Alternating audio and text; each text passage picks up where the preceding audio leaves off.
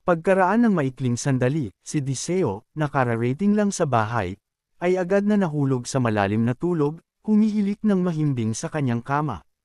Nakaupo si Lihan sa tabi niya, may masayang anyo sa kanyang mukha. Naisip niya, napakalayo nito sa dati niyang kalagayan. Ang kanyang mga litid at buto ay maayos nang nakahanay, at ang pagdurugo sa loob ay hamupa na nagpapahintulot sa kanyang katawan na gumaling. Makakapamuhay na siya ng buo nang walang inaalalang sakit tulad ng isang malusog na tao. Gayunpaman, may gumugulo sa matandang doktor. Kung hindi ko lang alam ang pinsala sa kanyang chi at dugo, kahit ang isang divine physician na tulad ko ay hindi ito mapapansin at baliwala lang ang magiging tingin sa issue. Ang kanyang katawan ay ganap nang nagbago sa isang makalangit na pangangatawan ng martial arts. Patiyad na pumasok si Lin Yan sa kwarto ni Diseo at nag-aalalang nagtanong, 2 araw na po siyang tulog. May problema po ba? Habang nagpapatuloy sa acupuncture, kalmadong sumagot si Lihan, hindi, ayos lang siya. Walang basehan ang iyong pag-aalala. Walang ano-ano, isang kakaibang bango ang pumuno sa kwarto. Sumangot ng malalim si Lihan at may naisip. Ang pabangong ito kaya ay ang elegant peel. Ang ganitong bagay ay higit pa sa kakayahan ng isang katulong. Agad niyang naisip si Namkong Jan.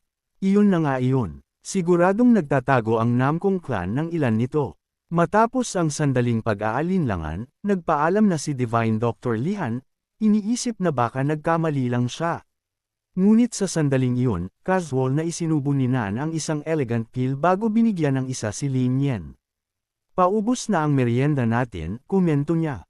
Dapat ba nating hilingin sa vice strategist na kumuha pa?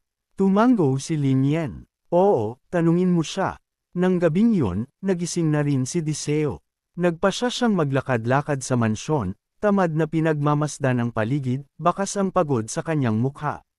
Matapos ang napakahabang tulog, reklamo niya sa sarili. Sa sandaling lumabas ako sa Library of 10,000 Tombs, hinaladkad na ako kung saan-saan. Pagod na pagod ako, kahit natulog na ako ng 2 araw, inaantok pa rin ako. Habang naglalakad sa kawayanan, naginat siya ng mga braso.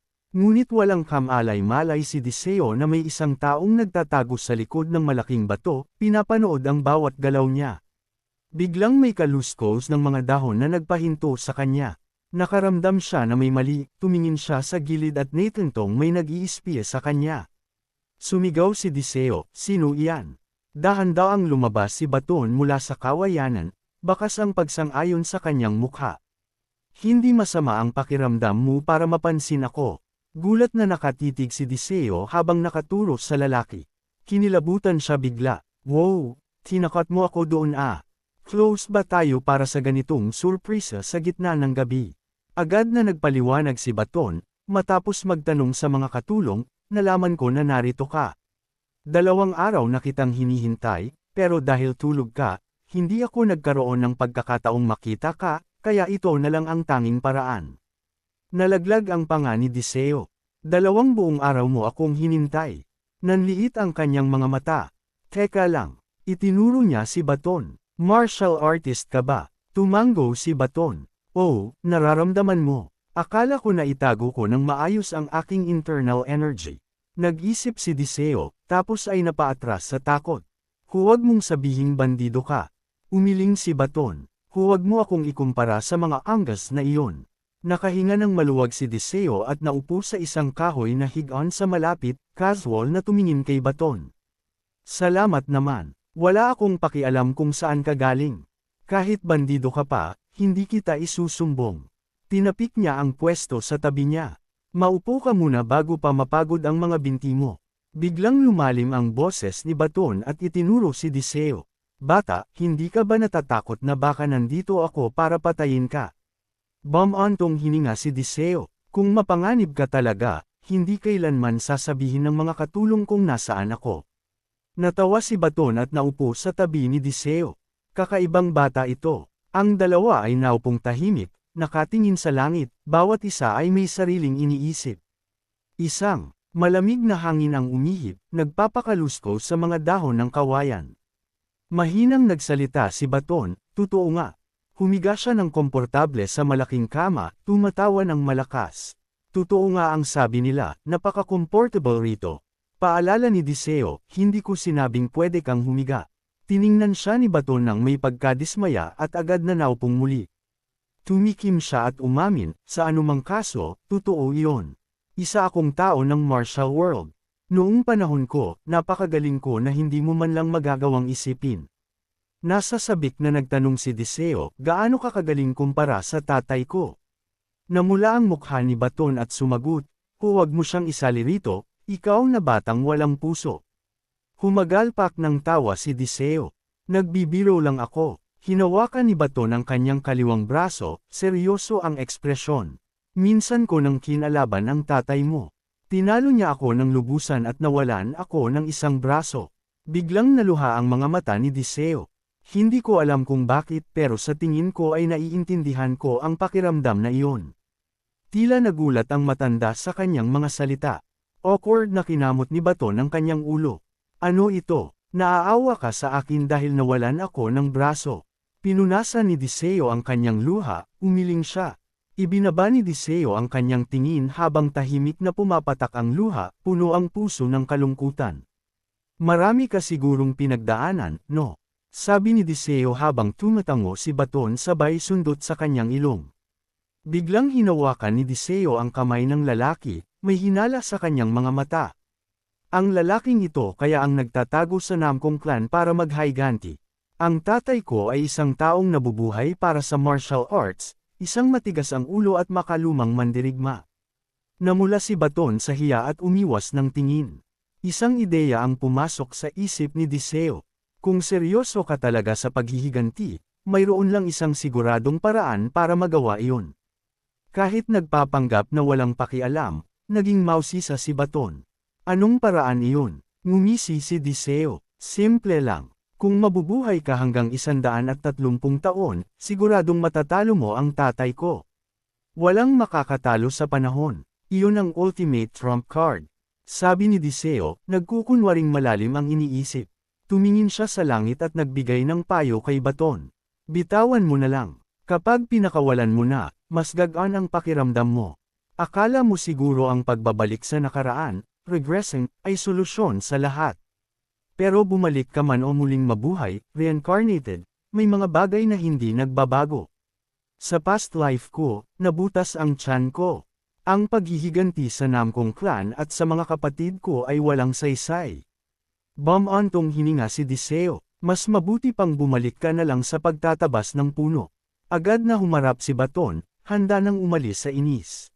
Pero natigilan siya, isang pagsabog ng kapangyarihan ang lumabas sa kanya. Mga alon ng nagninangas na enerhiya ang gamulong sa kagubatan, sinundan ng isang maningning na haligi ng gintong liwanag. Sumigaw si Baton, nayanig ang mga puno sa lakas ng kanyang boses. Inabot ako ng ilang dekada para mapagtanto ang isang simpleng bagay. Halos tumakbo si Diseo sa gulat. Habang lalong nagiging emosyonal si Baton, lalong lumalakas ang kanyang kapangyarihan. Naging tila isang dambuhalang apoy siya, naglalabas ng pulang liwanag na tila nakamit na ang kaliwanagan, enlightenment. Bulong niya sa sarili, tama siya. Kung pakakawalan ko na, sa wakas ay mapayapa na ako. Nagliyab ang mga mata ni Baton at tila nagbago ang kanyang anyo tungo sa isang Diyos, naglalabas ng matinding aura. Napatingin si Diseo sa sulok, pinapanood ang kapangyarihan ni Baton. Isang kaisipan ang pumasok sa kanyang isip, ang kabutihan ng Shaolin. Ang lalaking ito, si Baton, ay may likas na kabutihan. Isa siyang tanyag na Grandmaster ng martial world. Pinagdaop ni Baton ang kanyang mga kamay at nagsimulang maglakad. Sandali, sigaw ni Diseo, na perpekto mo ba ang Shaolin Arts? Ngumiti lang si Baton at tumango. Amitabha Buddha, mahina niyang dasal. Pakisabi na lang sa Vice Strategist, kapag nakabalik ako ng buhay, tatanggapin ko ang alok niya. Sa pag-alis ni Baton, sumisigaw pa rin si Diseo, teka muna. Mukhang maghihiganti ka pa rin sa tatay ko. Bakit hindi ka nalang mabuhay ng payapa? Isang determinasyon ang kumislap sa mga mata ni Baton. Hindi ba't sinabi mo, mas madaling bitawan na lang ang lahat? Gagawin ko iyon. Kinamot ni Diseo ang ulo sa lito. Hindi ko ibig sabihing sumuko ka na sa buhay, pero bago pa siya makapagsalita, naglaho na si Baton. Pumunta si Baton kay Namkong Han. Tumayo siya sa harap ng mansyon ng pamilya Namkong, tinitingnan ang karatula ng may mabigat na puso. Sa susunod nating pagkikita, babatiin kita ng maayos. Mausisa siyang makita kung anong klaseng mundo ang bubuuan ng taong iyon. Biglang sumulpot si Mungkang sa tabi ni Baton. Tulad ng sinabi ko, hindi ba't masarap makilala ang young master? Tumawa ng malakas si Baton. Oo nga. Sabay silang naglakad papasok sa sentro ng teritoryo ng kanilang kaaway. Sabi ni Mungkang, fair na. Ang mga kadena ng Panginoon ng pamilyang Namkong na gumapos sa kanila ng 10 taon ay naroon pa rin, pero naglakad sila ng may dangal para harapin si Namkong Han. Buong tiwalang nagsalita si Baton, higit 10 taon na ang lumipas mula nang huli tayong magkita ng ganito, Namkong Han. Ngayon, narito ako para hamanin ka. Hiniling naman ni Mungkang, nais naming dalawa na labanan ka ng magkasama kung papayag ka. Dahan-daang tumayo si Namkong Han, ang kanyang malamig na boses ay umalangaw-ngaw. Sige, kung kayong dalawa iyan, karapat-dapat nga kayong hamanin ako. Inilabas niya ang kanyang banal na enerhiya. Nahanap niyo na siguro ang inyong mga sagot. Ano ang kahulugan ng duwelong ito sa akin? Sa kabila ng matinding pressure, sumagot si Mungkang, sa ngayon, isa lamang akong hardanero. Pero anuman ang mangyari, isa pa rin akong martial artist, at iyon ang dahilan kung bakit ako narito. Sabi rin ni Baton, akala mo ba haharap ako sa iyo ng walang sapat na determinasyon? Napansin ni Namkong Han ang pagbabago sa kanila. Bakit may pagbabago? Tanong niya. Sagot ni Baton, kapag nanalo kami, sasabihin ko sa iyo ang dahilan. Tumawa ng malakas si Namkong Han. Interesante, agad silang sumugod sa isa't isa. Isang malakas na pagsabog ang yumanig sa buong bulwagan. Nang mawala ang usok, sina Mungkang at Baton ay nakahandusay na sa dalawang malalim na butas sa sahig. Pinanood sila ni Namkong Han nang may pagkaaliw. Perpektong tama, tulad ng inaasahan, bagbog sarado ang dalawa, bali-bali ang mga buto at hindi na makatayo. Malamig na nagtanong si Namkong Han, ano ang dahilan nyo? Tumawa ng mahina si Mungkang. Alam mo na iyon, di ba? Nagbago ka na rin. Nagtataka si Namkong Han. Bakit? Mahinang sumagot si Baton, ang dahilan ay nasa aming mga mata. Nagbago kami sa parehong dahilan kung bakit ka nagbago. Alam mo na iyon, hindi ba? Biglang pumasok sa isip ni Namkong Han ang kanyang anak. Namutla siya at bamulong, nagbago na nga ako. Nawala ng malay ang dalawa dahil sa malubhang pinsala. Akmang tatapusin na sila ni Namkong Han dahil sa kanyang pagiging madyugo, pero biglang may nagbago sa kanyang tingin. Ibinaba niya ang kanyang kamay. Siguro nga, nagbago na ako. Napangiti siya. Nagiging interesante na ang mga bagay-bagay. Kinaumagahan, patiyag na pumasok si Diseo sa isang maliit na kwarto. Mga ate, anong ginagawa niyo rito? Gulat na lumingon si Lin Yen. Young Master, anong ginagawa niyo rito? Inabot ni Diseo ang mga Reg Along tableta. Pakikuha po ang mga medicinal pills. Na ito, sinabi sa akin ng headmaid ang lahat. Lagi kayong mabait sa akin. Gusto ko rin magbigay galang sa dalawang bisita. Naiyak si Lin Yen sa galaw ni Diseo. Paglapit ni Diseo sa mga higaan, nagulat siya nang makilala ang dalawang pamilyar na mukha. Anong ginagawa niyo rito? Tinakpan ni Namong at Baton ang kanilang mga mukha at bamantong hininga. Si Namkong na nasa malapit ay naramdaman ding may kakaiba. Sarcastic siyang pumalakpak. Aba, mabuti naman at nakabalik kayo ng buo. Inis siyang tiningnan ni Mungkang. Parang ayaw mo pa kaming makitang buhay ah. Bahagyang natakot si Diseo at napaatras. Gets ko na. Hindi kayo pumunta doon para mag-suicide, no? Nauutol ang dalawa, mali ka ng kaunti, pero sinwert lang talaga kami. Nagtanong si Lin Yen, Young Master, kilala niyo sila? Tumango si Diseo. Pinakiusapan niya ang mga katulong na lumabas muna. Kailangan kong kausapin ang dalawang matigas ang ulo na matandang ito. Nang makaalis ang mga katulong, pinilit ni Namungkang at Baton na bumangon. Diretsyong tinanong ni Diseo, bakit pa kayo narito? Nagkunwaring walang matindaan si Mungkang. Nawala ang ngiti sa mukha ni Diseo. Tutulungan ko kayong maalala. Sinimulang ungkatin ni Diseo ang tungkol sa pinuno ng Wuwang sect at ang abot ng Shaolin Temple. Sa pagbanggit ng mga pangalan, nang inag sa takot ang dalawa. Sumipol si Diseo at nagsabi, mukhang may mga daga sa loob ng Namkong clan. Agad na bumangon si Mungkang habang si Baton ay parang iiyak na at nangakong sasabihin ang lahat. Punong-puno ng sama ng loob si Mungkang sa pagkatalo niya kay Namkong Han at ang pagkakadiscover sa kanya bilang isang katulong sa sarili niyang bahay. Tiningnan niya si Baton na nanginginig din. Bulong ni Mungkang, kapag may ginawa ka pa, ako ang mawawalan ng ngipin. Masyadong emosyonal si Baton para makapagsalita. Nagpatuloy si Diseo, anong nangyari nung umalis ka sa Shaolin na naging sanhi ng pagkataranta mo? Winasak mo ba ulit ang Ancestral Hall? Umamin si Baton, ako iyon. Sa sobrang galit ng master ko, dinurog niya ang memorial tablet. Malungkot niyang idinagdag na mas pipiliin pa niya ang mapag-alitan ng 1,000 beses. Naisip ni Diseo sa sarili, sa kinikilos nila, mukhang sapul ko ang katotohanan. Hinala ni Diseo na ang dalawang ito ay natuto ng isang uri ng ipinagbabawal na martial art at malamang na ninakaw lamang ito, kaya napilitan silang magtago sa Namkong clan upang makaiwas sa pagtugis ng Shaolin at Wuang. Kinailangan niyang sagutin nila ng direkta ang kanyang mga tanong. Humilig si Mungkang at bamulong kay Baton, hindi mo ba nararamdaman ang aura ng Dao na nagmumula sa kanya? Tumango si Baton at bamulong pabalik, sa batang ito, baka nga matalo niya ang halimaw na sinukuan na natin ng lubusan. Biglang binasag ni Diseo ang tensyon. Maganda ang panahon natin, di ba? Perpekto para sa pag-uwi. Biglang tumalas ang kanyang titig habang inilalahad ang mga katotohanan. Kayong dalawa ay hinamon ng aking ama noon. Natalo sa duelo at bumalik sa Wuang Sect para maghasik ng kaguluhan. Pagkatapos ay may nakatataas sa inyo na nahuli kayo at pinalayas. Tama ba? Parehong tumango ang dalawa bilang pagsang-ayon. Nagpatuloy si Diseo. At ayon sa kwento nyo, bukod sa aking ama, kinalaban nyo rin ang humigit kumulang 50 pang miyembro ng Namkong clan.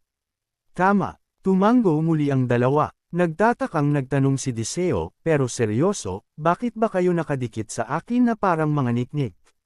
Dahil sapol na sapol sila sa sinabi ng bata, awkward na kinamot na lang nila ang kanilang mga ulo. Bamulong si Mungkang kay Baton, wala na tayong ibang mapupuntahan, kaya kailangan nating magsama. Pabalang na sumagot si Diseo, hinamon niyo ang tatay ko, natalo kayo, at napatalsik pa. Ngayon ay pupunta kayo sa akin at inaasahang ako ang maglilinis ng kalat niyo. Dahil wala nang maingat na madadaanan, nagkumpulan ang dalawa habang bumubulong si Mungkang, may punto siya, di ba? Namula ang mukha ni Diseo sa galit pero pinilit niyang maging kalmado. Ang Supreme Tai Chi Sword King at ang Aesthetic Monk Sect ay parehong malalakas na puwersa. Ang vice strategist na si Vochi ay tila nagmamakaawa na sumapi sa panig ko. Medyo nakakahiya mang aminin, pero kakailanganin ko ang sarili kong paksayon para harapin ang mga darating.